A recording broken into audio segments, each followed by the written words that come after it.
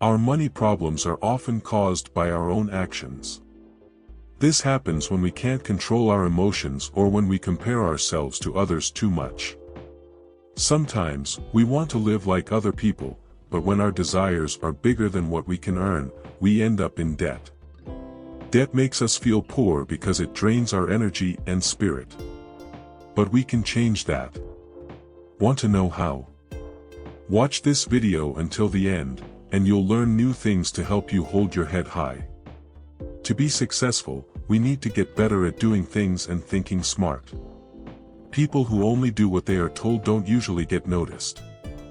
So, let's start this video right. Comment, "I am above average," below.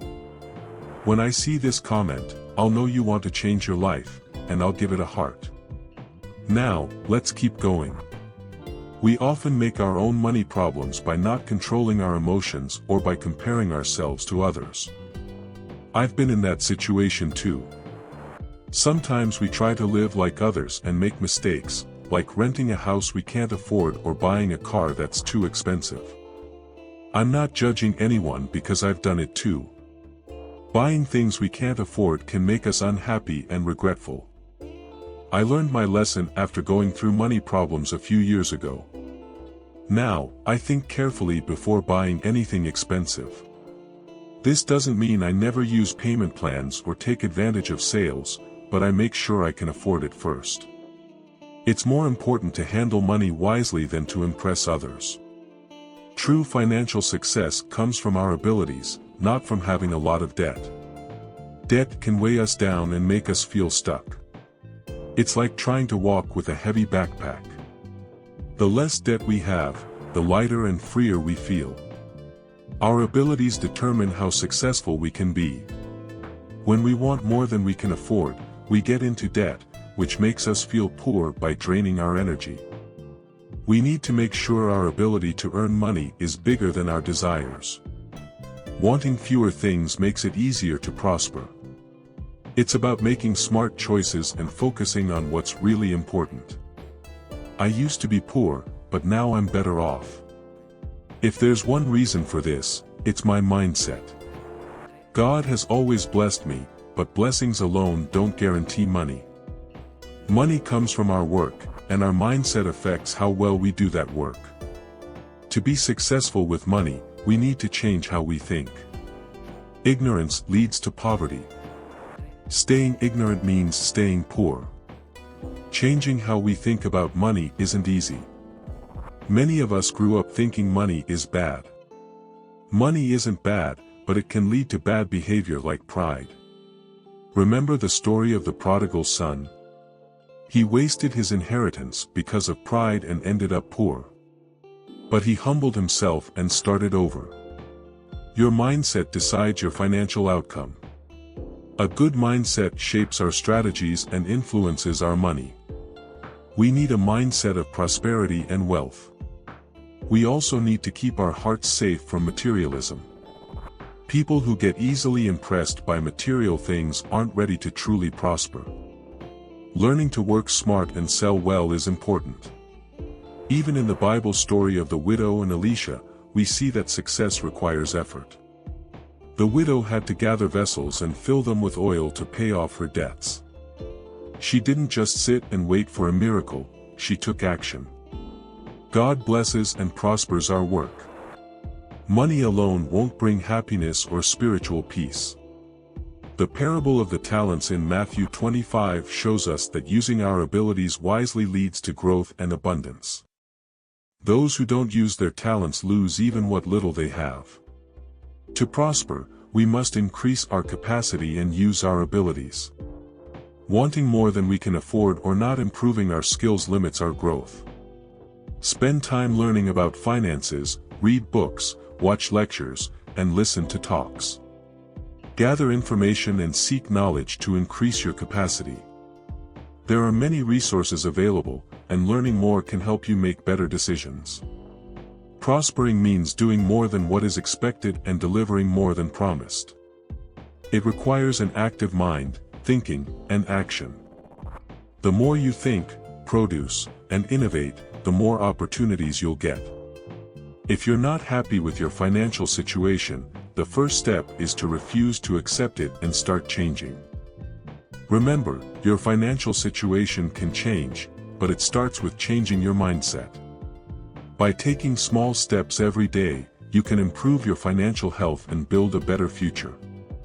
Don't be afraid to ask for help or seek advice. There are people and resources out there that can support you on your journey. Stay positive, stay focused, and keep learning. Your future self will thank you for the effort you put in today. Managing money wisely means making decisions that ensure you're living within your means. When you want something, like a new car or a bigger house, it's important to ask yourself if you really need it and if you can truly afford it. Sometimes, waiting and saving money for a big purchase can be more rewarding than buying it on credit. Saving money can be like planting seeds. When you save, you're planting seeds for the future. Over time, those seeds grow, and you'll have a financial harvest to help you achieve your goals. Saving doesn't mean you can't enjoy life. It just means you're planning for a better future. Start with small savings goals and build up to larger ones. Debt can feel overwhelming, but it's important to remember that you can get out of it. Make a plan to pay off your debts little by little. Focus on paying off the smallest debt first, then move on to the next. This strategy is called the snowball method.